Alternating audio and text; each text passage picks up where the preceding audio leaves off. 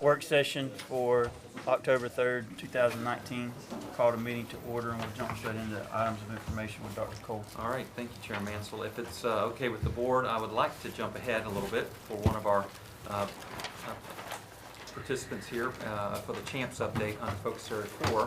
I think the Sheriff is here, and we appreciate him being here. So if you don't mind, Sheriff, I'll let you go first. I think you got a birthday maybe to celebrate some of your family, so we'll let you jump ahead. Well, thank y'all, and I've got Deputy Lacey with. I'm fine. Go ahead and sit down. I've got Deputy Lacey here with me today, and first I just want to tell y'all what a success this has been for us, and I hope y'all feel the same way. It would not be a success for us had y'all not approved everything and make it a working in progress. Lacey's got some statistics that y'all can look at, but we've had from the initial first stage when we were knocking off the rust and tightening up a few screws. After that point, everything has worked perfect. And he has invited a lot of the members out to take part in some of the sessions. And we encourage y'all to come out anytime to look. And now, a lot of the kids know Lacey from just being around and on the island and in town. But a lot of them know the deputies now because they're taking part and they're not afraid to come up and speak. And that's what we want. We want to change the environment of what they're thinking about law enforcement and what can go wrong after they leave the school environment. But and I hope y'all continue with what we're doing. It's a blessing to us, and I feel like a blessing to the 5th graders.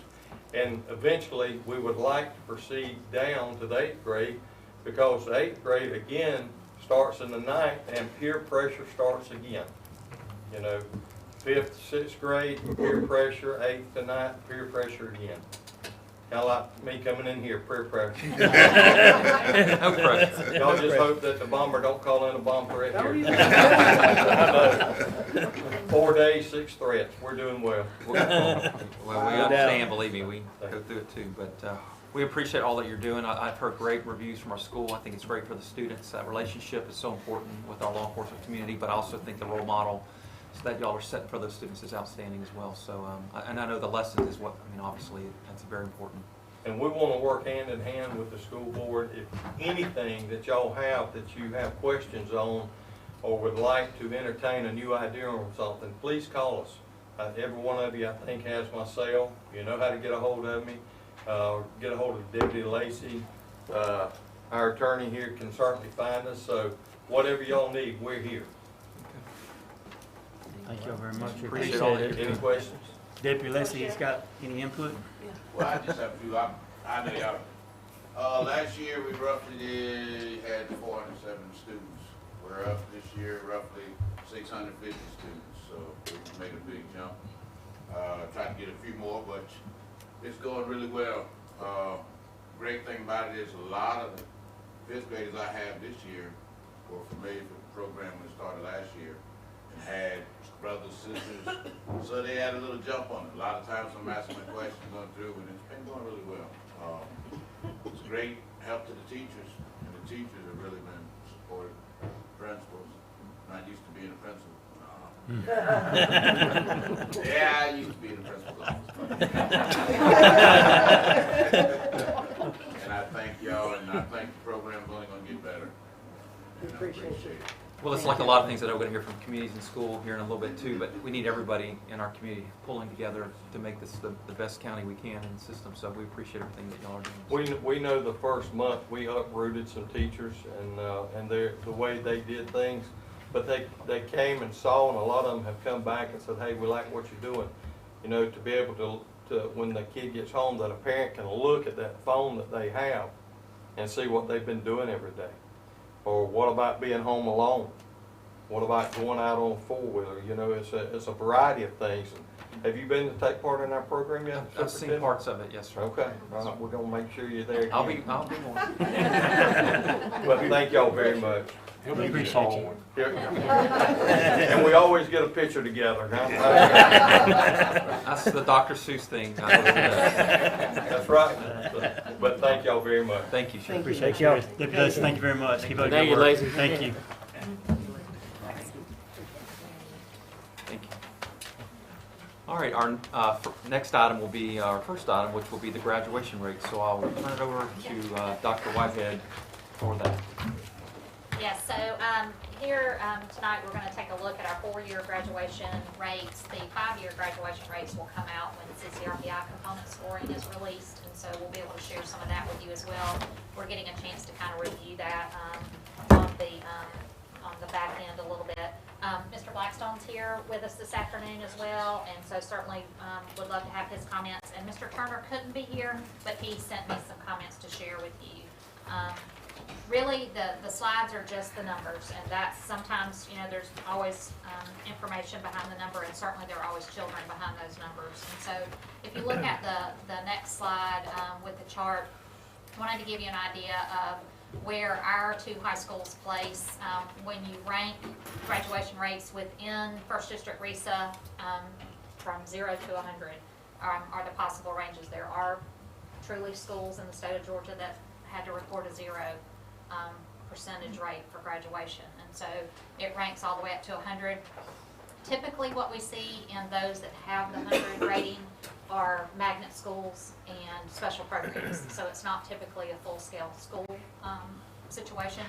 But the reason I leave the column in for graduation class size is so it does give you some context for the numbers of students that are being graduated, and you can see that out of those rankings, our 2 schools are graduating large numbers in comparison to others in the district.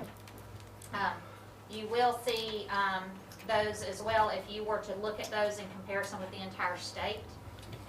Glynn Academy was 41st out of the entire state for the percentage rate earned, and Brunswick High was 59th. And so when you consider all the high schools in the state of Georgia, I think that's definitely something that they're in the 90s and you know, along that track that we want them to be. If you look at the next slide, I provided this last year, a little bit different look. It was hard to read, it had so much on the column, so I split it out a little bit different way. But one of the points we started looking at last year has to do with equity and looking at providing similar opportunities for students to be successful in the system. So this breaks down for you within the larger bands, the percentage of students within each of those subgroups that are graduating in Glynn County, and the state averages are over to the side. And so I think if you notice, within Glynn, we've got a tighter grouping of those averages than you might see across the state. And just to mention, the students with disabilities rate in Glynn has actually come up quite a bit in the last several years. But that rate is always also going to be impacted by those students that we know need extra time. They due to their disability, they're going to need extra time. And then we have that subgroup of students within the students with disabilities that are in our access programming. And those students stay with us many times until they age out at age 22. Even though they're meeting their IEP goals and they're remaining with us, we don't get to count those students in our graduation rate. And so they're never going to factor into that rate. But that's something we know and we move forward. So when you think back on some of the schools that have the 100%, it would, you know, definitely be interesting to always go in and look at their subgroup data and the types of students that are having access to their programming in those situations. The next slide shows you that trend line of graduation rates, and you know, we did have a dip down in 2019. Again, part of the cohort differences could be that there were more access students in the class or other students that had additional challenges in needing that extra time. Both principals, and I'm sure Mr. Blackstone can speak to this, they get to know these students as they're coming through, and they pretty much have a face to every number that you see. Mr. Turner did point out that while there was a dip in the 2019, still within a 5-year rate, Brunswick High is seeing an increase in graduates over the 2015 rate by nearly 17 percentage points coming up, and that the percentages translate into graduating at least 50 more graduates than they were 5 years ago. And so the number value he put on there. But also he made a point to say that the grad rate increase is almost certainly due to the concerted efforts of teachers across the district. The focus on literacy has really improved student achievement. Grad rate is the ultimate gauge of those efforts, and so he gave some nod to those pieces. And I don't know what you would add to that. Sorry. I just want to go back and look. You guys are going to hear from a lot of programs. We just heard from one. We're going to hear from another one. This is a concerted effort. The high schools get a lot of credit for graduation rates. And don't get me wrong, my teachers and counselors, we are on those kids from the day they walk in the door in ninth grade to the day they walk across that stage as a senior. But they didn't just come to us in ninth grade. They were prepared. They were working hard. You have all these hands that are in this bucket between churches, between community projects, between all of these things. This is a community effort, and I think sometimes that gets lost, and the high schools get all the credit or all the blame. But we're one big community, and the fact that our graduation rate at both high schools has been over 90 for the last 2 years consistently, and we're seeing that trend leveling out as an above 90 expectation. I mean, that is our goal every year now, because we're currently meeting with seniors right now that are at risk for not possibly making it in October, so we can start those plans. We've been meeting with them since last spring to make sure there's not going to be any surprises for them, for us, or for their parents. And so by getting that working, it really helps. Communities and schools has been a big supporter. We can't get a parent in, they go and hunt them down. And that's just one group. But what I wanted to hear you guys to say, every single one of those percentage points, that's a kid. That's a successful product that Glynn County Schools has put across that stage. And they're going off, whether they're going to the military, whether they're going to college, whether they're going to work, they've got that base starting point, which is a high school diploma. And that's huge. And we all know that, but they don't know that. And so once we get that across to them, it's pretty impressive. And I'll get off my soapbox, but the coolest thing I can do as a principal is hand that diploma to them. It is a profound effect. So if you ever have an opportunity to hand a diploma to somebody, don't take it away from me, but wait till I'm gone. and because you honestly become the pivot point from student to graduate. And when that sinks in, it's a pretty big deal. So I just want to thank you guys, and thank you guys for giving me the opportunity to be able to do that. Thank you so much for coming this afternoon as well. The final slide just shows the district overall rate within First District RESA, and letting you see where we are as a district average, and keeping in mind that our district average is not simply an average between the two high schools. It factors in graduates we have from Morningstar as well, and also any students that we would have at Coastal Academy. So I don't know if you have any overall questions or information we can look for. I think it's a good thing, because when I first started on the board, it was below 50 when Jerry and I started, and to have it in the 90s, it's one of my things I look back at and a proud point, easy to say, that look at our graduation now. You know, we're obviously putting, our resources and everything behind what we're doing to get kids to graduate and have an education. I mean, it's just important, and it shows by the numbers that we do it. And regardless of where a number is, the biggest thing that I gather from this is to compare it to the state, because it's consistent. That's a consistent number to compare it to. And we're above the state, so we're working better than others, which is good, because you want to excel in what you do.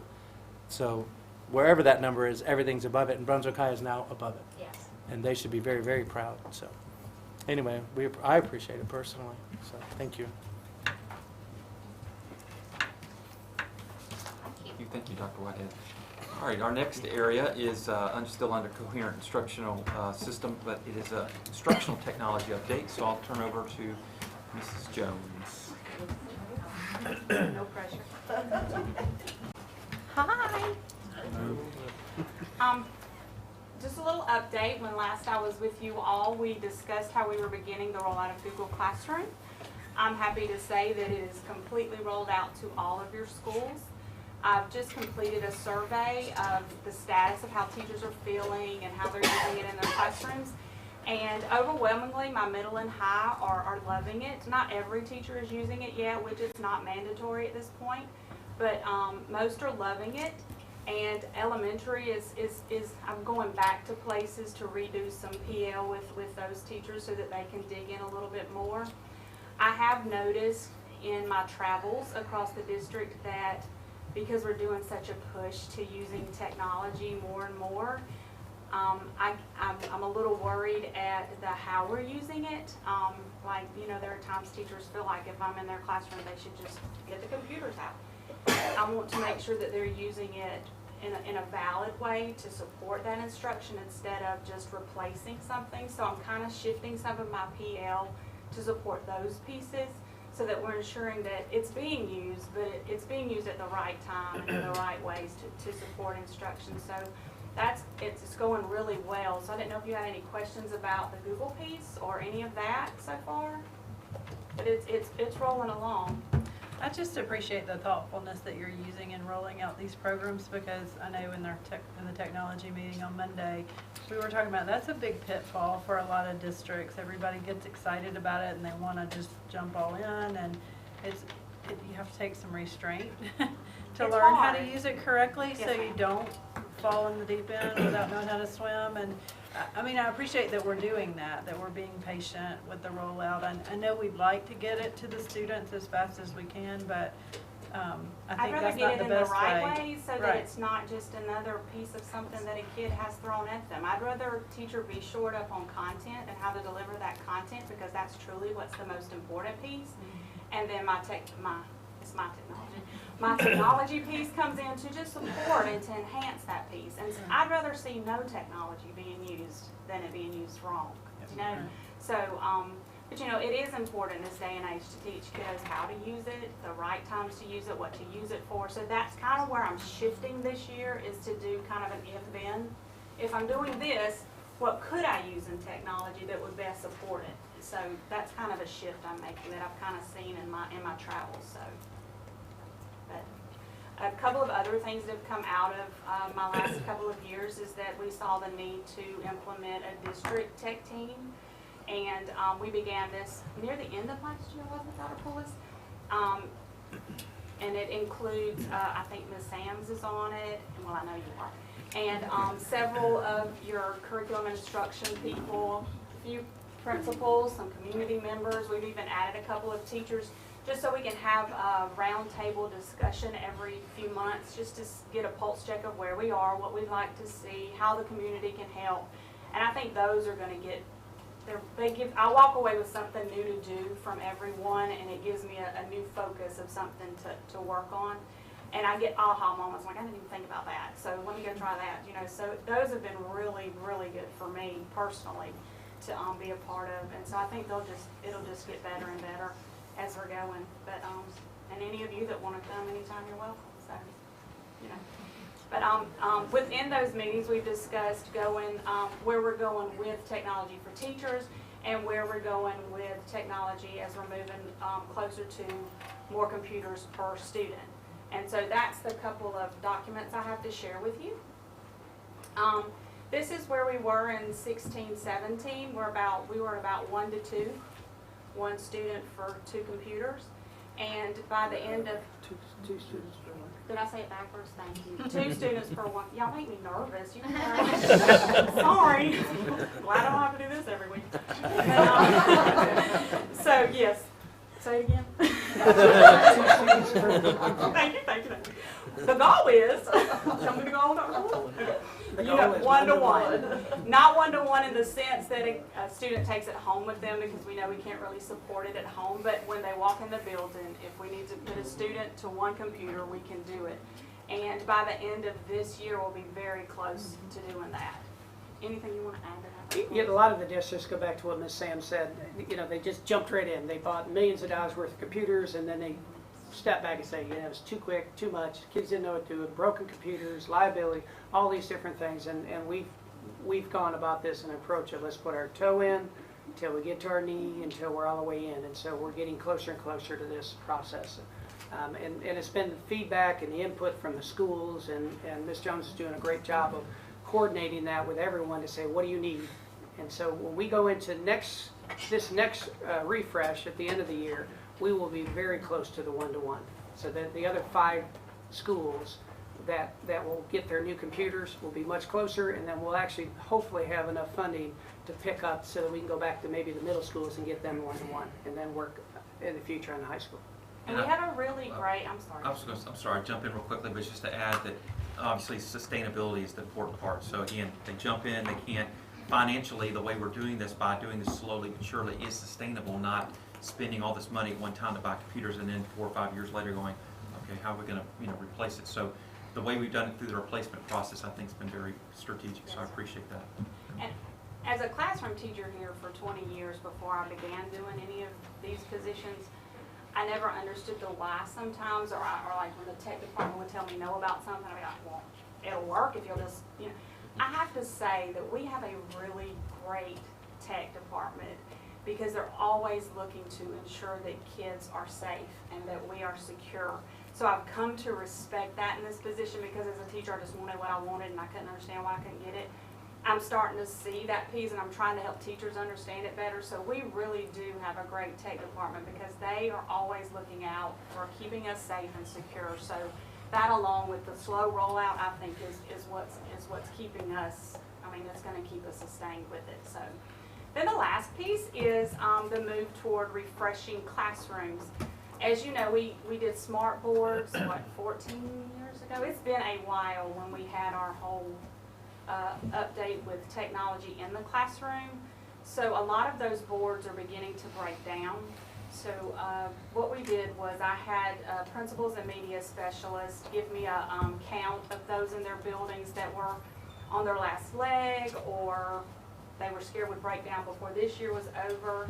And so I ended up with a total of about 140 boards that need to be replaced and some in each building basically. I think we're leaving Altama alone. Burroughs has already been done. GA is getting done per building, and then BHS still has pretty new software, so they're not getting touched. But everyone else will be getting something if this is approved. I think we're going to bring it up for...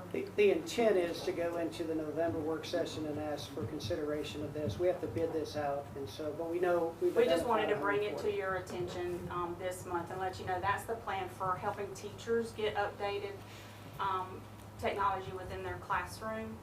And we did a little show and tell with the board in the back on Monday with it. So they're really cool. They're really neat. They can do all. It's the latest and greatest. It's latest and greatest, and I get excited. It makes me want to go back in the classroom.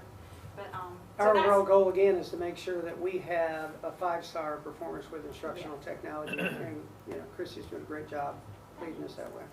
I love it. It's fun. Well, we probably need to make sure we have a cycle of replacing smart boards, and I don't think, it's kind of, we did buy a bunch a long time ago, and now we're lucky that our East Bloss collection rates are higher, and I think we can do this now and just kind of take care of these critical need ones, and we may have to do it again next year for some of those. And the great thing about these is they should last between 12 to 15 years, so you shouldn't have to worry about replacing once you replace one for a good 12 to 15 years, so they'll be well worth the money.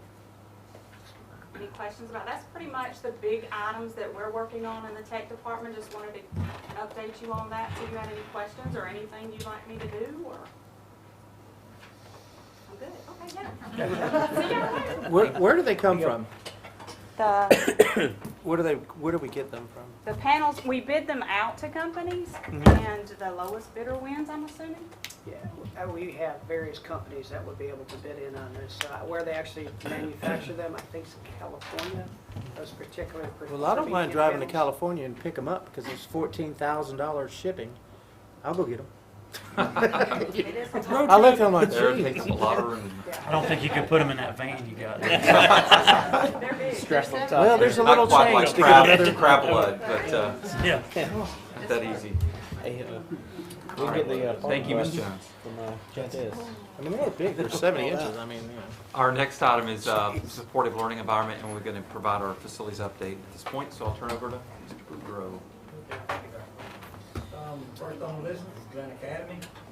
Sydney Lanier, I think we processed our final pay request for Sydney Lanier, so that should be coming off the list pretty soon, maybe as early as next month. Fencing at Glynn Academy, as you leave tonight, you'll probably see the progress being made on the Mansfield Street gates. It's looking pretty good. They're on schedule to finish in another week or so.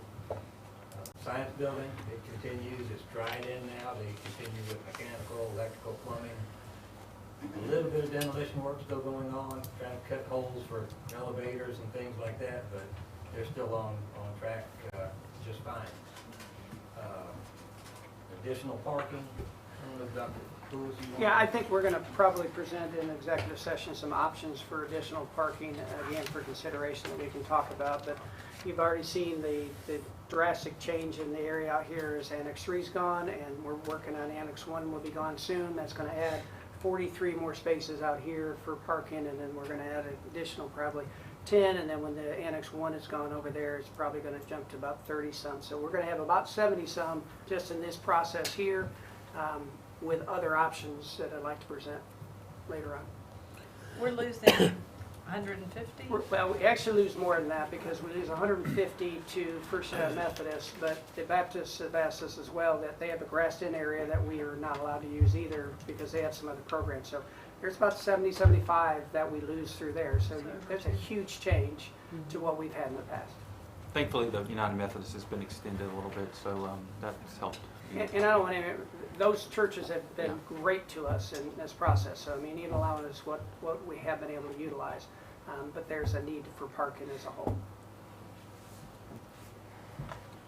Al, what's the, on the fence or the gate, is it gonna open or is it gonna roll back? There's double swing. Okay, they swing, okay. On both sides, right? Both sides. And then they're not mechanical or electrical, they're, I guess you just physically go out there and manually lock them and The idea is open. during school day, one side will stay closed, the other side will be managed by the monitor to let Buses or shuttle whatever, and things right. like that come and go. Yes, sir. So I think they have a pretty good plan. Well, I guess we could ask them, is there a Yeah, plan? that's, the monitors themselves are gonna be the ones who, as buses come up, will be able to monitor that, including student and pedestrian traffic. So our students are coming to and from the college and parking and obviously wherever they can find a spot at this point. We'll be able to maintain that, so the security will be able to really do what we've never been able to do before, and I think it's going to work out really well. I tell your monitors as well, they were doing a good job. I pick my kids up from the college and bring them back, and I've dropped off on both sides and stuff, and they, you know, they're always, you know, it's not like they're sitting there not paying attention. I mean, they're actually watching who's coming and going, and they're, you know, attentive. So I appreciate that. I think that's made a difference on both ends, and I think the gate will help tremendously as well. From what I understand, he's caught a few that shouldn't be coming and going and whatnot, so it seems to be working out well. So it was a good idea on your part as far as, you know, getting a few extra, and I appreciate everybody voting to approve that and allow you to do it. So tell them we appreciate it, or I appreciate it anyway. So thank you. Thank you, Al. So, next on the list is Edo Veneer Fields. I think we're about ready to go out for proposals on the fencing and the sidewalks and the reconfiguration of Lanier Field mostly. Some new fencing near Edo, but it's mainly going to be a fencing and sidewalk, handicap accessibility, and things like that. Maybe a press box for the bleachers. But we should be able to send that out pretty soon. New Burroughs Millette. School's functioning fine. We still have a few things to finish up there. I think we're waiting December. We're going to get our last bit of playground equipment is on order, and it's scheduled to come in first week of December. Finishing up irrigation, which will allow us to carry on with landscaping. We did approve some acoustical panels for the gym. That may drag into Christmas break. Probably be the best time to put those up. So I think by the first of the year, we'll be able to wrap that project up. It's looking pretty good. And fencing is complete on that, correct? The Fence. fencing, it Yes, is complete? The fencing is complete, including the additional fence we added around the pond out there. So that's all looking pretty good. Thank you. Stadium renovations, I think we're about to process the final payments on, or pay request on the building and the site. So, yeah, we're really, really close, so maybe next month that'll come off as well. Altana Elementary School replacement and the proposed action items, we will have a big action item for you, so hang tight for that. We're ready to present that. Center for the Arts, anything new? Dr. Whitehead and I went to a meeting, I guess last week. It really wasn't anything new. I think we discussed last month that we had presented them with the letter of the funds availability letter. So they have 180 days to let us know when they get approved from the Board of Regents. So we're just in that part right now. They feel pretty confident about getting that in the next couple of months, I think. So we'll see how that goes. But we're staying in touch, and we're meeting fairly regularly. So we're just sort of balls in their court a little bit at this point. But I think Don Myers has been doing presentations about what they're looking at, and they went to a school which we talked about last month as well, and they like what they're doing right now. So. Okay. East Block 4, I think we're on track to present a list next. Yeah, I was going to let the board know we're going to present a pretty rough draft to kind of, and we've talked about this before, very critical kind of needs and renovations at some of our schools, but it's not a wish list by any means. I think you'll see that, and so we're about a year out, so I figured that'd be a good time in November to give you guys a first glance at what we're looking at. Won't really have any values yet associated with that, but our plan is to kind of go less than the total value of what that East Bluffs might earn over 5 years. So there'll be some termination of it just based on those projects being completed and the money that we set on that.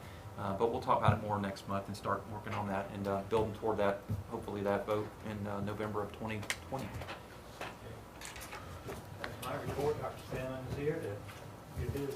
I make one comment about the Center for the Arts real quick. Yes, sir. It goes without saying, and I've talked to some of you about this, I guess, privately, but I just want to make sure that we stay within that budget. And it can't become another career academy where we get 3/4 of the way through and the county and the Board of Education have to both kick in another $1 million. I mean, the budget is what it is, y'all. You know what I mean? And I know it's been a while since we pledged $20 million and prices change and things, but we've got to get this done for that number. We've got a lot of other projects we need to get done. Absolutely. In addition to that, and I know East Block funds have been coming in. It's been great. We've got a lot of other needs as well. Absolutely. So we just got to keep it under that number. And we've been very clear about that, and they know that this is Okay. built everything. That's it. That's all they're getting. So, Turnkey. Okay. yep. There's never been a question whether or not there will be extra money. Or extending it to another East Bluffs. That's not happening. And we'll make sure that's also specified in the intergovernmental agreement as we do that. I think the other thing too that got clarified in, You were there too. I'm sorry. that's okay, not at that meeting, but in a citizens oversight, the East Bluff Citizens Oversight Committee meeting, we clarified the fact that our schools are going to be able to use this at no charge because they're going to be charging people because they have operational costs, and they assured us Yes. that is the case. And we have first dibs, and I made that clear to her as well. Right. On the use of that property. So that's definitely important to us as well. Yes, sir. You got your 5-page report, here it is here, we also will have the detailed report. On your website, you notice up at the top in the green section, all of those that Val mentioned are closing out and basically will be completed as far as expenditure. Probably by the end of the year, we will have some state capital outlay receipts on a couple of the projects that will not be received until next year, so we'll go ahead and create a 2020 sheet. But the two projects are basically going to be closed out. And then I'll call your attention to the two in green down here for the Mansfield Street parking and for the additional parking and demo.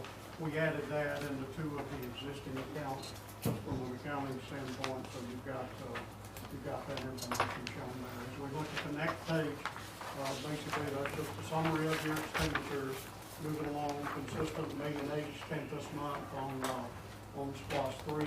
If we look at page 3, you've got the receipts there. We are now averaging a little over $1,800,000 a year. So in our cash flow meeting yesterday, Al and Andre and I discussed possibly going ahead and from that $1,675,000 that we're carrying now, we bumped that up another $25,000 a month for the next 16 months of the SPLOST program.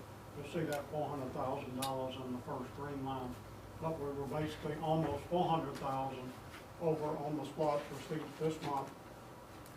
The month that you had the hurricane threat and so forth, of course, a lot of people probably bought a lot of gas and water.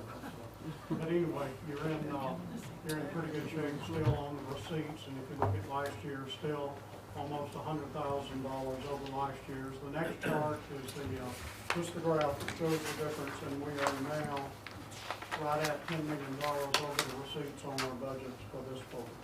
And if we look at the last page, which is the summary of the active SPLOST 2 projects that we mentioned a while ago, we'll see that we've basically spent now on these 4 projects 88%, and we had a major payment on Sidley and Lanier, some $700,000 came in toward the end of September. That is not on, that will be paid in October and was not on this list. That would have probably put us over 90%. So we're basically almost spent out, and there will be some funds left in some of these projects as we close them out and so forth. But you're in good shape, close to closing out too. There's still some receipts to come from the state on 2 of your projects. But overall financial cash flows in good shape. So you're really in excellent shape for this time with 16 more months of receipts to go. Can I ask a question quick? And this might be more for Mr. Boudreaux. There's phase 11 for GA, that's auxiliary gym, and phase 12 is wood gym, but I noticed in phase 12 has funds remaining. Are those 2 different buildings? They are. Okay, okay. Now, we've done everything we're gonna do in phase 12, even though it came before phase 11. We're gonna start programming on the auxiliary gym, like, right now. Yeah, I saw that Maybe that was listed for tomorrow. this month. Okay. So with the excess in the wood gym, is that project closed out with excess or? It's still in that budget. Right. And a lot of those will be reassigned somewhere else. Okay. In the cash flow, we're tracking those and keep those highlighted, and about every 3 months, I give Al and Andre a list of the outstanding funds that are available from the closed out project. Okay, thank you. I just We've got wanted, We've got a pretty good chunk of that sitting there Gotcha. right now. That will be reallocated, we'll be informed when they decide how to reallocate. right, and we'll be given a budget for phase 11, I would imagine at Yes. that point. Okay. But it just mentioned again, as we get ready to develop that, we're need to start that now. Okay. And next month I want to do, I know Admiral would do this a lot with this, but those below the line things that we're thinking that we could potentially use, some of this parking being one, obviously, Right, that comes right. to mind. But we'll do that next month as well with you guys. And, I'm sure y'all are aware, if we get this extra $320,000 each month, it goes into that technology account. And then as other things are needed transferred out of that, and that's why it was set up in the SPLOST fund. And also, Jim, I don't think I saw you yesterday, but we have uncommitted in that account right now that we're showing way out toward the end that moves on a monthly basis, almost $6 million right now. And we started with 4 or 5 3 years ago. So something to consider for next go round. Okay. Thank you. You're in good shape. Thank you. I know they've been waiting a while, but thank you for waiting. But our next area is focus area 4 for family and community engagement, and we have community and school. So thank you for being here. Yes, hello. I think I know most of you. I'm Tanya Barbie. I am the program manager, but also am providing the clinical support for our students in the schools that we're serving this year. And this is Earlene Dixon, and I'm going to kind of explain her role in a minute as we go through this PowerPoint, but thanks for having me. You want to click on, let's do the left one first. I think that's like a flyer or something. Yeah, that's just the flyer. Do you want to say anything about that or? No, I'll Okay, say short. so here's your. Okay. All right, so you can go ahead and flip to the. So this is just, we came in the spring, I believe, or right before summer. So we didn't have our complete final promotion rates because of summer school. So that's another reason that we wanted to kind of do that, come to do that today. But, and I think we have already reported this, but we had 100% graduation rate for the 2nd year in a row with our CIS seniors. So that is something that we're super duper proud of. And then you can go ahead. And then we'll just break it down as far as the different schools, specifically high school. You can just kind of read that for yourself. But along the way, over the years, we have really embraced the second part of our mission statement. The first is to have kids graduate. The second is to succeed in life. And so we've worked really hard in trying to ensure that each one of our senior students has a plan for after graduation. And so we were super excited. I think we had the highest rate of students ever enrolled in some type of secondary education. And that also, I have to give credit to volunteers that we have coming in that work specifically with our students as seniors to help them with the FAFSA and help them with making some, specific plans, applications, and things like that. So, and then you can go ahead to the next slide, and this is Brunswick High. You can kind of see where we are there. Again, every student that is receiving the diploma has a plan when they're ending their high school career. Okay, next slide. And then we just combined the middle schools. This was from Risley and Glynn Middle, and so you can just see there was 140 students that we case managed, and the number of students that had academic or attendance and behavior. Sometimes a student can have a goal in all three, so it can be duplicated. But we had all of our students in middle school promoted after summer school. And so then you can, to the next slide.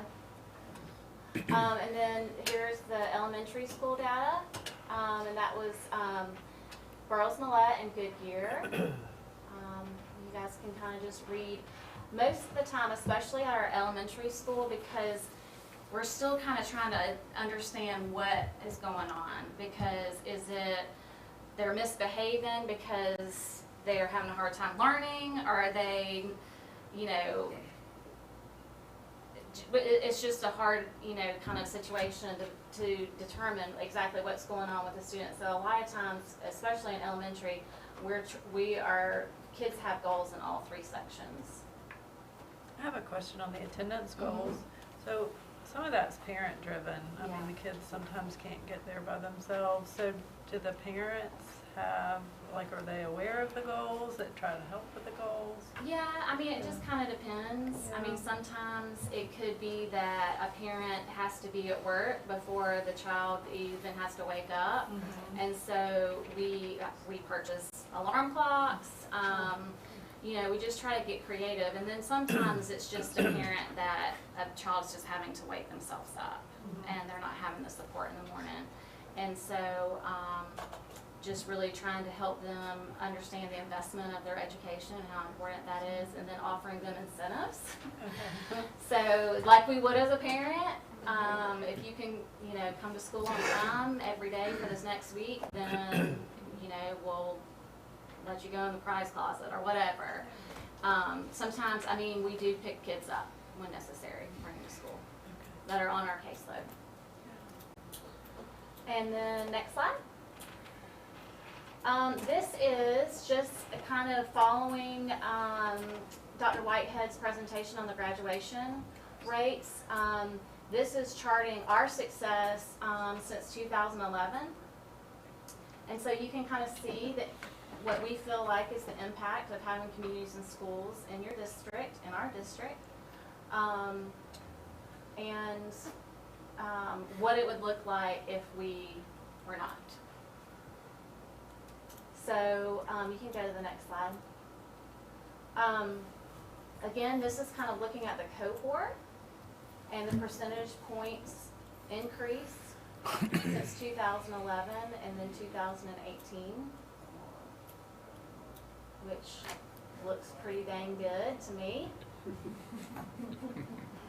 And then this next slide, this is kind of an example of where the county could be without communities and schools.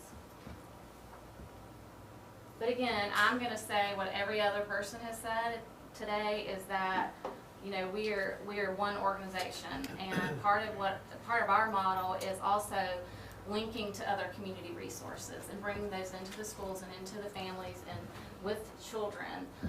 So we don't we don't take all the credit, and it's also an extremely collaborative relationship with this, with you guys, the school system. Tanisha, what is your actual position name? Okay, students. So Ms. Haywood and myself, we began in Glynn meeting once a month last year when Sunita or Ms. Haywood went into this position with Dr. Whitehead, and that was just fundamental to helping us really put into place some really important interventions, especially as it relates to social and emotional health into our schools we serve. So, like I said, we're not doing this alone. Next slide. Okay, so this is our expansion. One of the things that we did this past year is to really look at the need of the schools and really trying to determine whether we were in the correct schools and where the needs of some of the schools that we were not in. And so our funder that funds our middle school decided that he felt that Meadwood was a school that needed communities and school services. And so we switched from Risley over middle to over Meadwood this year. And then also, we are super excited to be in Alabama Elementary this year. And that was a collaborative effort with a grant that we got through our national office, and then the support of the school system through Title IV funds. And then the other, and this is where Arlene Dixon comes in. So as we're talking over the year about, you know, our interventions, what we're doing with students, one of the things that came to light, and y'all can just jump in at any time, was that students that were in the, I always say it wrong, MTSS, people still call it SST, and I call it that too, but that's not right, that are in that process were also our case managed students.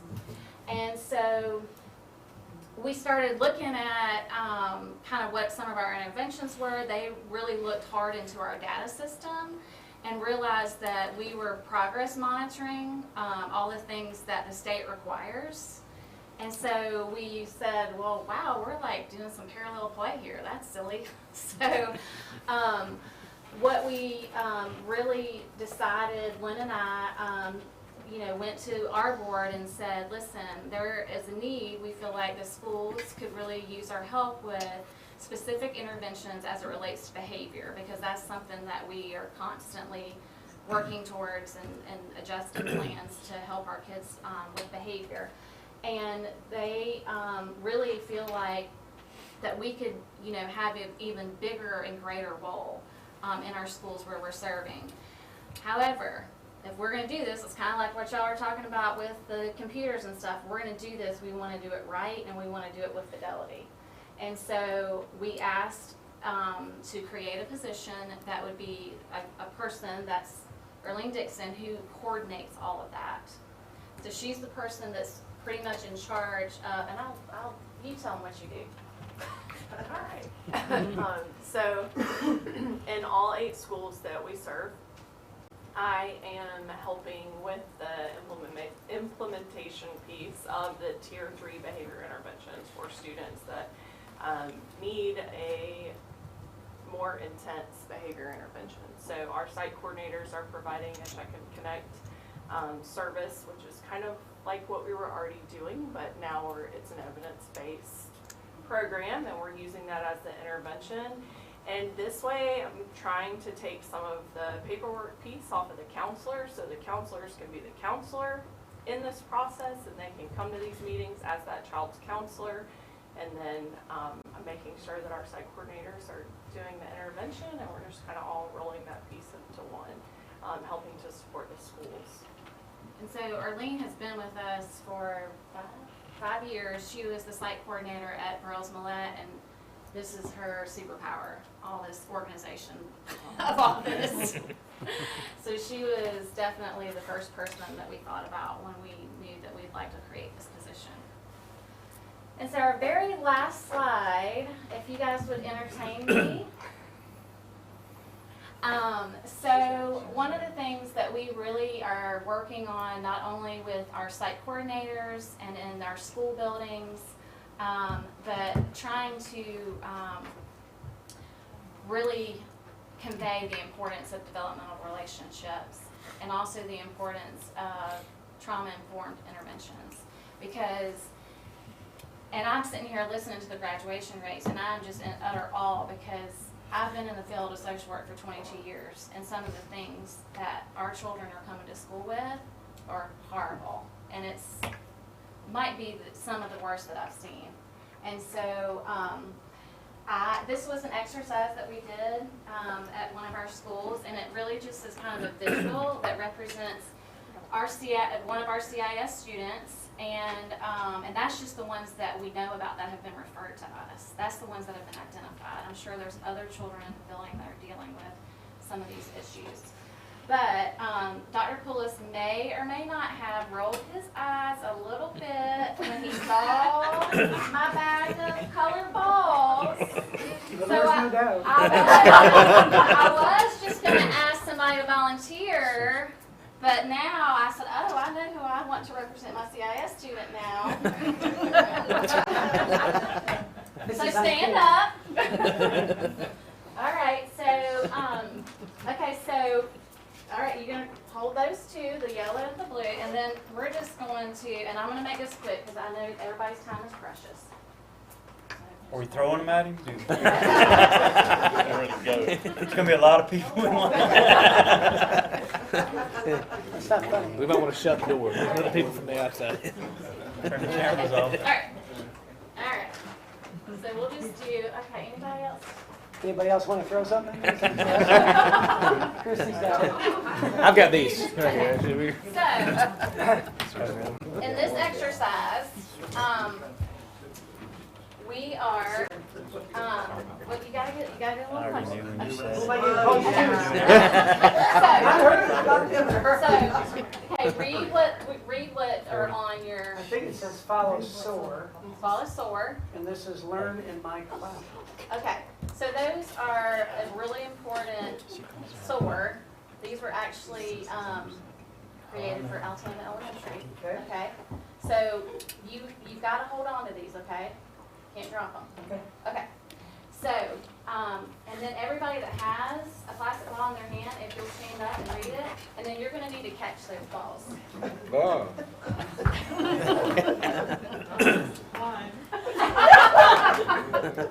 This is so much fun. My dad moved out. Get it going. We have no food. My aunt is dying. We have no soul. We have no power. I'm on probation. I'm in foster care. My clothes are dirty. My shoes have holes in them. I take care of my siblings. I'm there. Go ahead, Chrissy. I know you got it. Not anymore, because now I've read them. We have to share a toothbrush.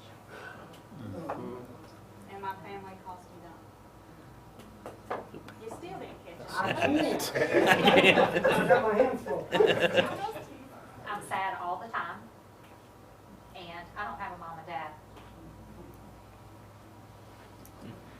So you are really good, by the way, at juggling. So congratulations. But can you find SOAR for me?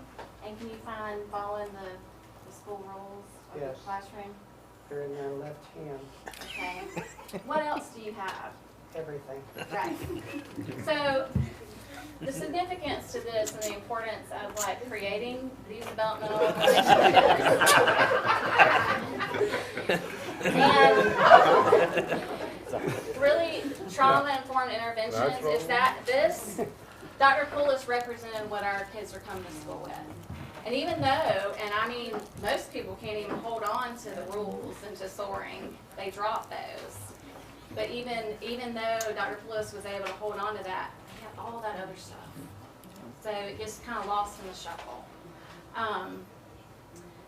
And that's just, one of the things that we're trying to do a lot of education on is about trauma, about how what Dr. Poulos represents is chronic and complex stress that our kids are dealing with. And it's affecting their brain. They're constantly in this hypervigilant state, which is what we call like the fight or flight state. Or freeze. And their levels in their brain are just full of cortisol. And so the brain is constantly looking for what's next, how are we in danger? And so we start to see that kids have an abnormal response toward normal behavior. Meaning, you might just say, "Hey Marcus, come over here, Marcus." And they're like, "What? What?" That's Marcus. And you're like, as a teacher, as an administrator, you're like, "I just said, come here."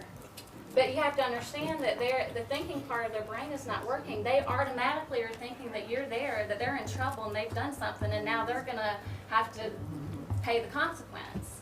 So we're just trying to help educate and help just continue to encourage not only our staff, but our schools where we serve to just really consider the importance of these two things. So, I thank you. Are any questions?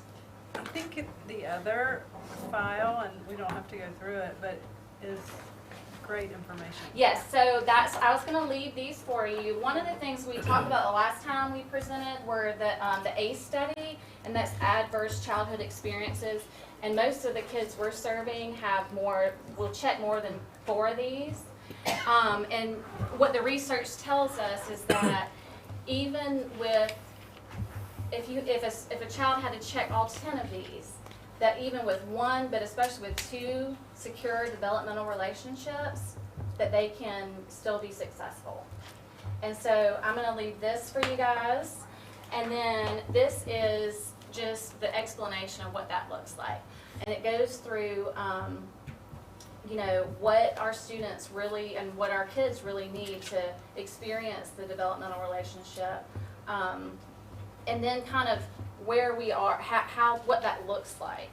And it talks about first you have to be able to express care. And we have some kids that are so mistrusting that it might take us 6 months to even get the trust to be able to for them to receive the care. And so sometimes I was telling Sinitra that, sometimes we'll have someone in the school building say, "You're coddling that child," and we're like, "Yes, we are. That's our role right now." Or, your students are lingering in the communities and schools classroom, and we're like, "Yes, they are sometimes." It's because that's what our role is in this building. And so, anyway, those are that. And like I said, I'll leave those with y'all. And thank you, Dr. Poulos. You're a good participant. And I debated saying this, but as you threw those, I probably experienced every one of those as a child. Yeah.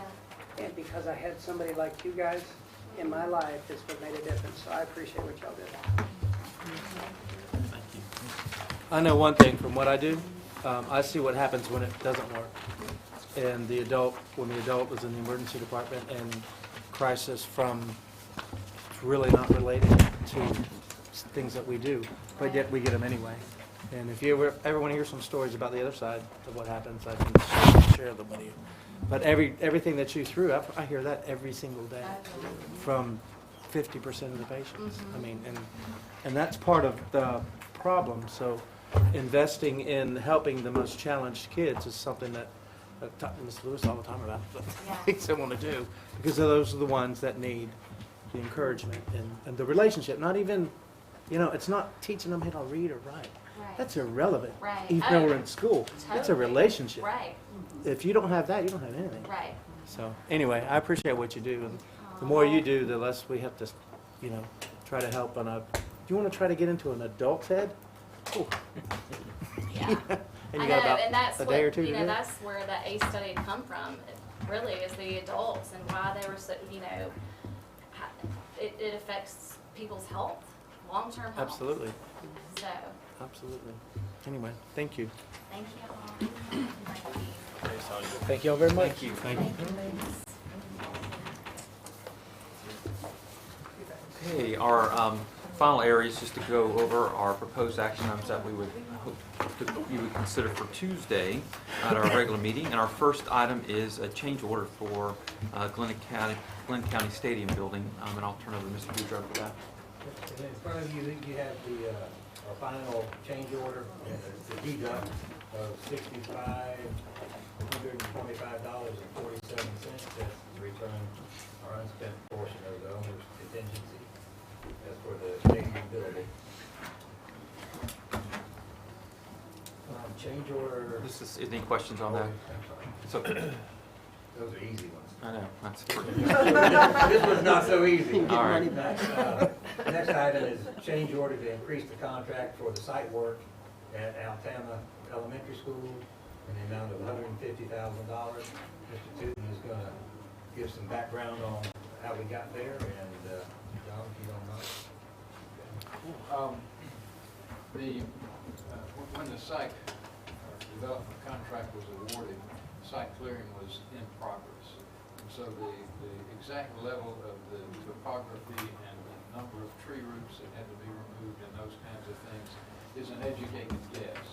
What we did when we advertised the project was to have each proposer do an estimate of the fill material based on their takeoff of the original survey as compared with the finished elevations on the plan.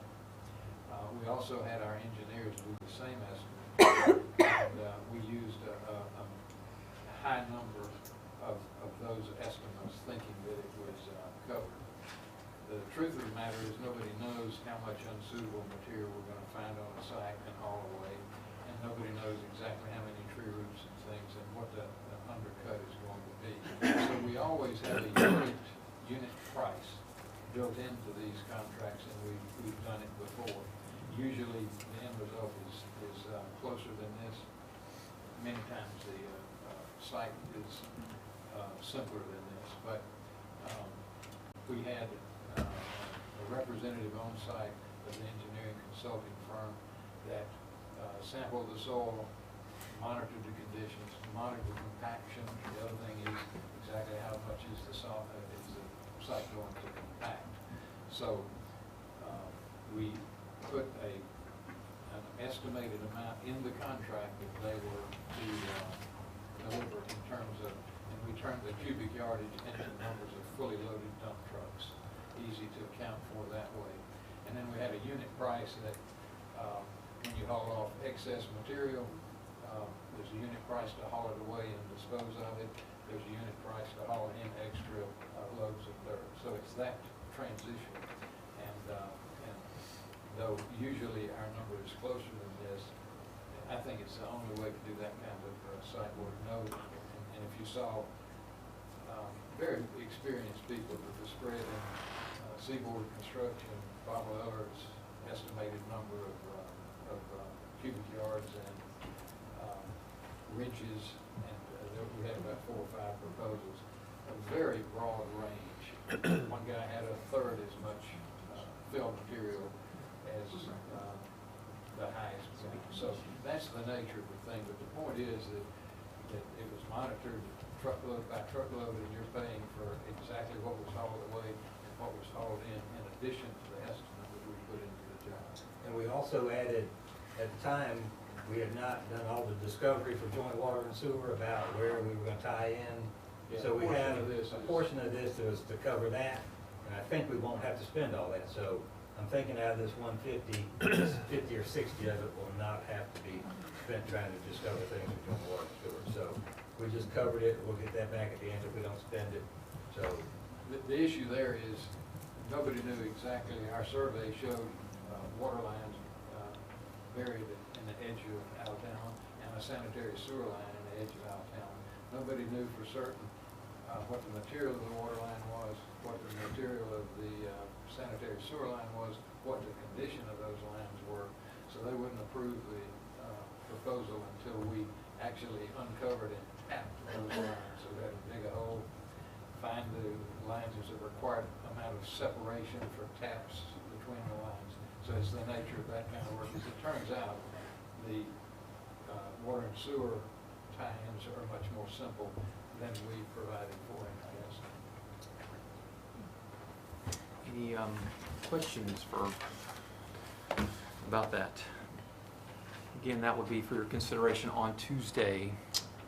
So I guess the next one we have is for Glynn Academy's Sidney Lanier building. Sidney Lanier building, again, it's a credit change order, returning the owner's contingency back to us in the amount of $1,112.26.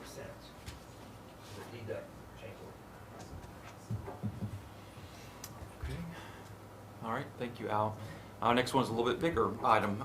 It is and we were very excited to be out there earlier today on the new site for the Altama Elementary School. So we do have some proposals to build the school now. So I will turn it over to Mr. Boudreau for that.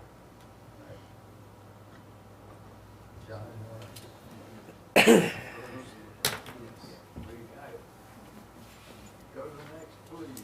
There it is. Can you enlarge that a bit so folks can read? We received 5 construction proposals, as you can see.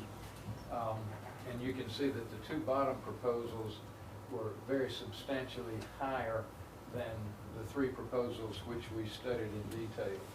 We advised McKnight Construction and Barber Construction that their proposal would not be considered further because we had 3 qualified proposers that were substantially less expensive. Nobody now has seen these numbers except you today and our small committee which reviewed them.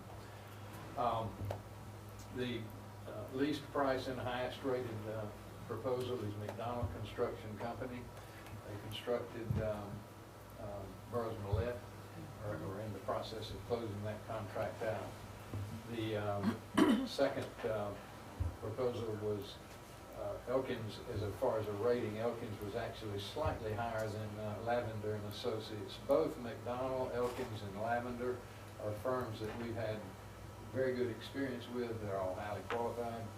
The reason that we gave Lavender a slightly less score on experience is because Lavender has only done about 1 project within the cost range of this project. Most of their work is $10 million and less. The other 2 companies have done multiple projects in this cost range and much higher. So we couldn't differentiate anything in the project schedule. Everybody was on target with the schedule, and we think the schedule is comfortable. Local subs and suppliers, McDonald and Elkins were equal. Lavender had more local contribution to the project. And then the cost range is simply a mathematical distribution based on the difference in the numbers that we're proposing. So the highest rated firm is McDonald Construction, and we would recommend an award to McDonald Construction in the amount of $22,354,000.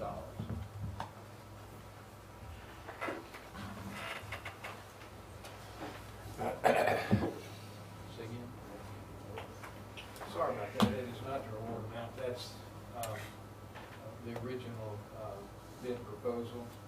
And Mr. Boudreau can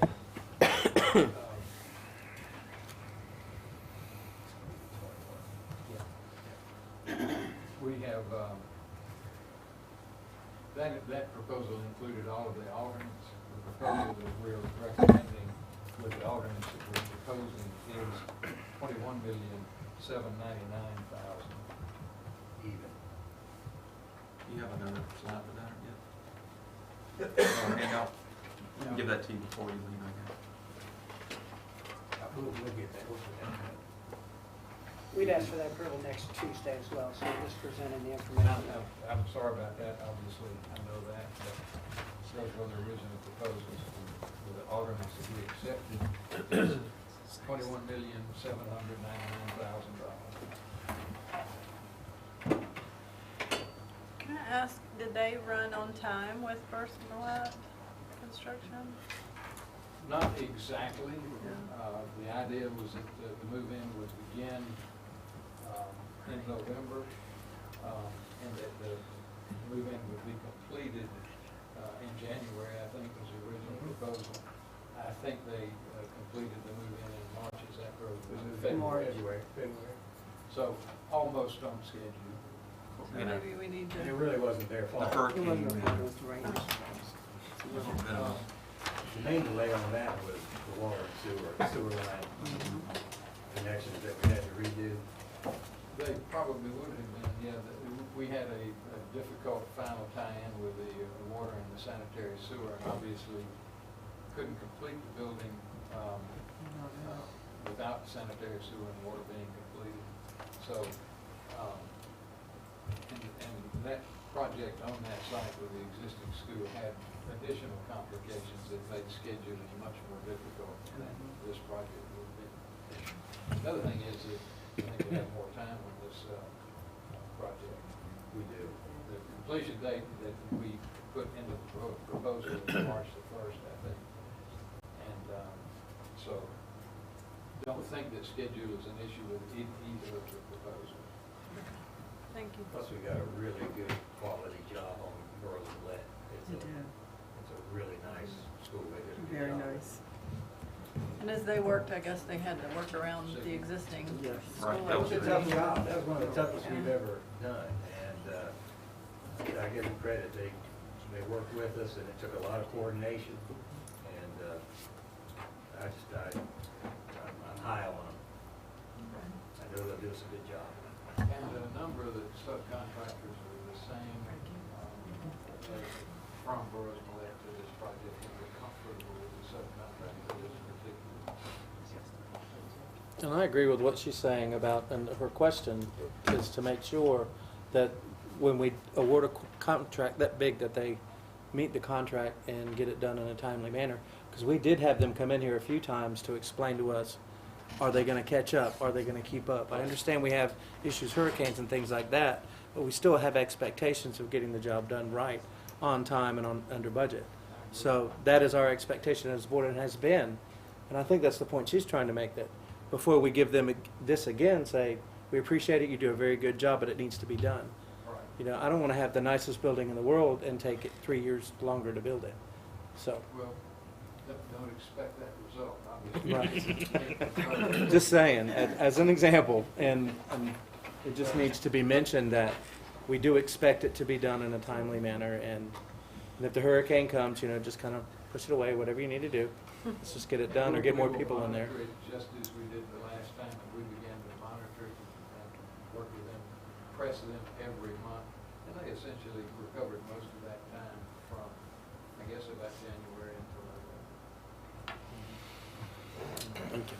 And we'll continue, we monitor the amount of the pay requests, the amount of the work in places compared to the overall scope of the project. And it's pretty easy to determine whether our schedule lies on a continuing basis. And that was one of the reasons we brought them in to explain to us, because the payouts hadn't been on time. Yeah, our observation of their problem along with ours is exactly my problem. I apologize for being tardy, but are we doing geothermal Yes, at sir. Altam? Does this cost proposal include the geothermal? Yes, sir. Okay, great. And that was another big obstacle McDonald had to overcome at Burroughs Millette, was there was virtually no room to work. And they had the wells being drilled. Altama will be much simpler. I mean, the wells can go on simultaneously with any other work he is doing. He learned on Burroughs Millette, and I have a lot of confidence in it. Well, in Burroughs Millette, there's no reason that any of you would particularly know this, but on that very site, very tight site, the geothermal wells are run in between the classroom wings. So close coordination between footings and wells and timing that installation. And the geothermal system is wonderful, but it makes a big mess on a job site when you're trying to pour footings and things. So it simply had to be separated and sequenced differently. In this case, one, we have more time, two, the geothermal fields are not nearly so proximate to the building construction itself. I have one more question. Yes, Sorry. So the $26.7 million number that's in the GOOD report as being the current budget, how does the proposal fall in line with that? Is it what we were expecting? The overall budget, of course, it also includes our land acquisition, which is $1,000,004.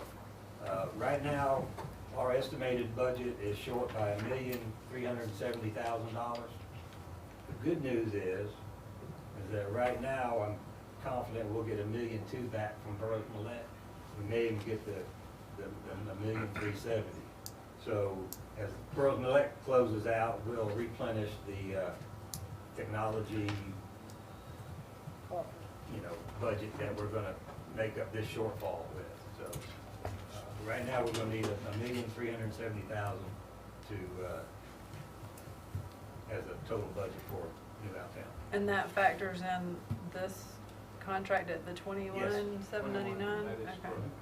And it also includes everything, the land acquisition, FF&E, owner's construction, a little more contingency, A&E fees, that's the total budget. And the original budget of the $24,250 didn't include land? I mean, I don't know when that budget was set. Yeah, I don't see that number on my sheet. Okay. I mean, the new budget's going to end up being $28,141,950. Okay. All right, thank you. Is there other slides that y'all have here?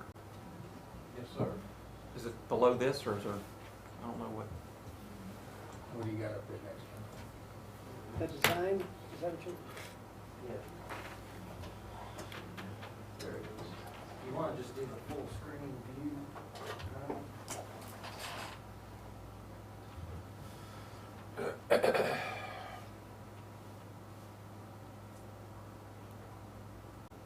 Go down, there you go. So we just thought it'd be important to give you a refresher of, this is the site plan for the entire building.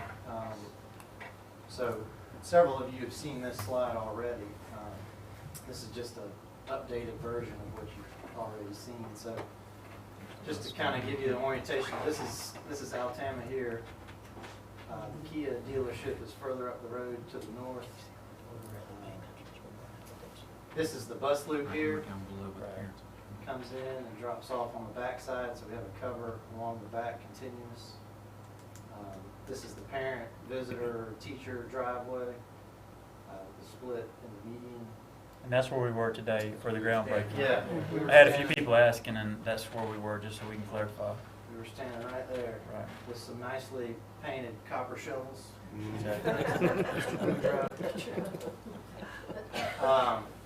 So this shows the parent kind of queue for drop off and pickup. Parents turn in, turn to the right, continue around. Front door of the building is here. Guests and teachers will come in, turn into the parking here and here. And sidewalks that connect up to the front entrance. Front entrance here, admin spaces at the beginning. I guess we can go ahead and go on to the next slide as the floor plan. There you go. So here we are again at the front entrance. This is admin spaces along the north and south of the immediately adjacent to the entryway. Corridor that connects up to the cafeteria, kitchen, toilet rooms, and various other admin functions here are spread along these corridors. This is a courtyard in the center here with glazing around the courtyard, so you'll have nice natural daylight around these courtyards. So as you enter the front of the building, you'll have this nice view of a nice courtyard with two trees in there. What are the names of the trees that we ended up with? Nice, beautiful little trees. So, just remember that. You say that in Italian. Yeah. Or whatever. Gym is down here. stage. More toilet rooms here. This is the media center, so that will also have a wall of glazing that looks out into this courtyard. Those media center spaces, and then these are the 3 classroom wings. So we've got K1, grades 2, 3, and grades 4, 5. Classroom wings being very similar to Then, as I mentioned earlier, the bus loop comes along, so buses come back through here and turn this way. This is all a continuous covered canopy along the back. And then here's the service yard, and these little, you can see a portion of them here is little circles are the geothermal wells that John and Al mentioned earlier. So there's some down there, there's some up here, so. most of them out in the parking lot. Yeah, several back over in the parking. And then the next slides are a few renderings. So this is a rendering, a view from the front parking. So there you see the main entry, and this is all that admin space. So cafeteria on this side, gym on this side, and these all have these, that corridor will have these nice big clear story windows. So each of those kind of 3 large volumes will have nice natural daylight. Next slide. This is just a view a little bit more centered, so you're kind of walking along one of those sidewalks through that center drive into the visitor parking. Next slide. This is a view kind of as you're coming along that drive. This will be the nice little view over this kind of green patch here. And here you can see how the roof of this front admin forms the drop-off canopy, so it's integral to the design. So it's a good amount of space for drop-off. There you see 2 cars. You can fit several more cars that can drop off one at a time or several at a time. So it's flexible in that way. Next slide. Will that be under the canopy? So go back. This essentially is an extension of the A roof. slight overhang, not a porte-cochere, you know, the car isn't covered. So it stops at the edge of the sidewalk here. So it functions to provide cover when you get out of your door at the front entry there. So Passenger side. yeah. Next slide. And this is a view into the courtyard with the 2 nice little trees here. So we've programmed this with some benches and access door here. Same on the other side. You come down a little ramp into, and this is a continuous bench, kind of low seating area around the outside. So we think it's going to be a nice place for multi-purpose You're looking at artificial turf there inside that courtyard, we're actually going to just go, so it'll be well-drained area with artificial turf. Are we gonna let him use it? Is it? I'm just asking. Okay. All right. I will say that they've been through this plan with this really good staff as well, so any changes that need to be made. In this case, Mr. Hosey is fully enclosed, it's surrounded on all Right. sides of that building, so there's no hazard to. We just had a $60 million one we didn't use for a while, so I was just curious if they were gonna use it. You know, the difference here too as well, there's no classrooms Right. immediately No adjacent to the disruption. courtyard, so I think that has been part of that discussion. Right. So the staff of The that media town, center is here. they've already, they looked at it? They've seen this plan, gone through it, we've looked at the rooms and. Okay. Is that And lobby they made area, changes that needed to be made and Okay, they adjustments, and did, we've okay. done. I just want to make sure. is the lobby area similar to Brunswick's high school, or it's kind It's of a a vestibule slightly area? smaller version, Yeah, but but- yeah, it is similar. It's got the You have to be secured buzzed in. access with. Yeah, you have to be, there's multiple counters on both sides. Yes, ma'am, there are control doors, you walk into a controlled lobby space, and there will be Then you gain a access. security officer is on one side, the reception desk is on the other. Okay.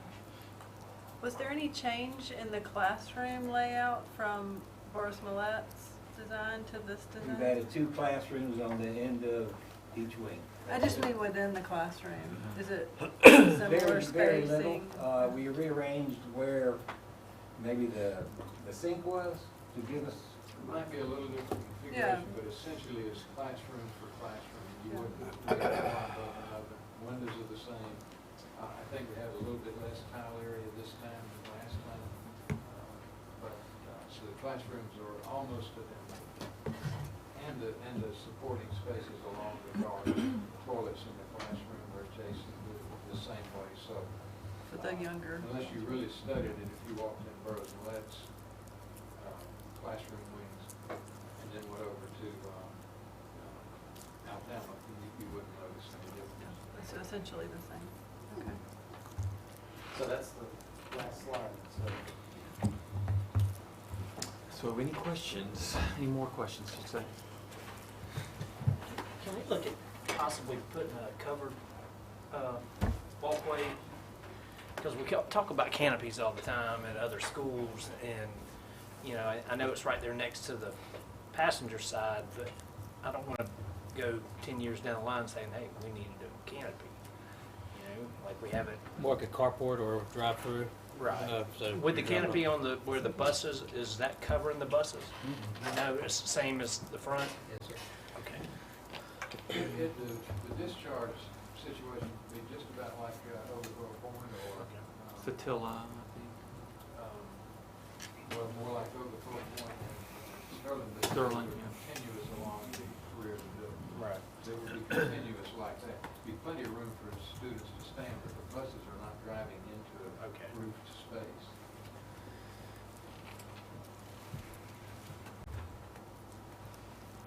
Thank you, Mr. Boudreau. And again, that will be for your consideration on Tuesday. The next item is a review of technology purchase for the L4GA grant. So I'll turn to Dr. Whitehead for that. So not as exciting as new outcome, for sure. But this is a continuation grant for us. You may recall we were awarded the L4 Georgia Literacy Grant, and last year we had some technology purchases related to that as well. In the year two planners, these are additions that schools are looking to make to enhance their programming, and it will actually add numbers to the presentation that Mrs. Jones did earlier. So seeking approval next Tuesday to purchase laptops for Golden Isles, Satilla, and Sterling in the numbers shown, and Chromebooks for Brunswick High School. And those will go in to provide access to digital reading materials as well as interventions within the classroom. So I don't know if you have any questions about that, but Are these new laptops or replacing other laptops? new, supplemental, so it'll be on top of what they would have already had allotted for their school. But still within what we can handle in our refresh. Eventually, you know, that's the sustainability plan, but the schools know that there's not a guarantee that these would become part of the refresh. Okay. Thank you, Dr. Whitehead. Any questions about that? All right, our final item for next week would be your consideration about the makeup days. I know sure some of you got some questions like I have immediately right after the hurricane. We missed days. And as we've kind of shared, I think with the public, we had up to 4 days that we could go out to the state and, you know, kind of excuse those due to emergency, obviously weather situations. And thankfully, we only need 3, and we kind of were waiting to get through hopefully we're getting closer to being out of the hurricane season.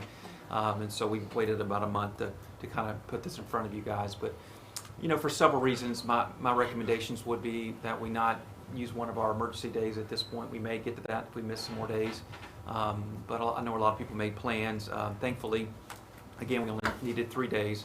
Also instructional days, if you look at those and the days before end of course tests, because of the way AP test and all that, it really is nominal between first semester, even with those 3 days, and second semester.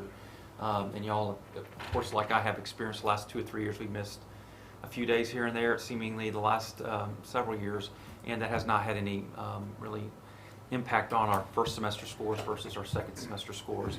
And so for those reasons and maybe others, you know, it'd be my recommendation that we not make them up at this point, but again, that could change if we need to do that again. But I want to put that in front of you for your consideration on Tuesday to kind of affirm that, so we can let our parents know about that and get that information out.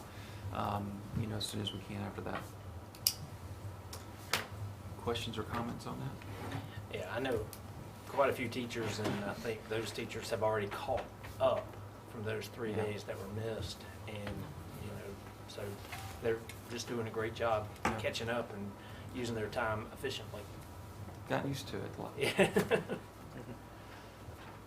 Any other comments about that? Questions?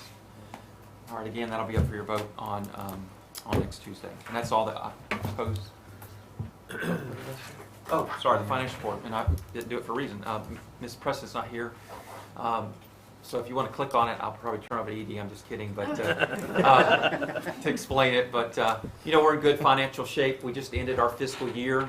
Or at least the books for fiscal year 19, with I think a little over $2 million surplus. So we did a good job with the last year being kind of mindful of the money. Also, we had some positions we didn't fill, so that certainly helped as well. And so, we're kind of going into this year probably around $26 million in our general fund, which is a very nice shape to be. So I very appreciate a lot of the things that go in our system and the conservative nature that Ms. Preston does with our budget. So she'll be presenting that. I'm sure if you have any questions, you can share that with me or her for tomorrow, but for your approval for Tuesday as well. Okay, thank you. That is all the proposed action items for next Tuesday. So at this point, I'd like to recommend that we go into executive session for personnel, land, and legal. Mr. Nancy. Yes, we have recommendation for executive session for personnel, land, and legal. Do I hear a motion? Sure. Motion by Mr. McDowell. Second by Ms. Edie Sands. Any discussion? All those in favor? 6:01. Thank you.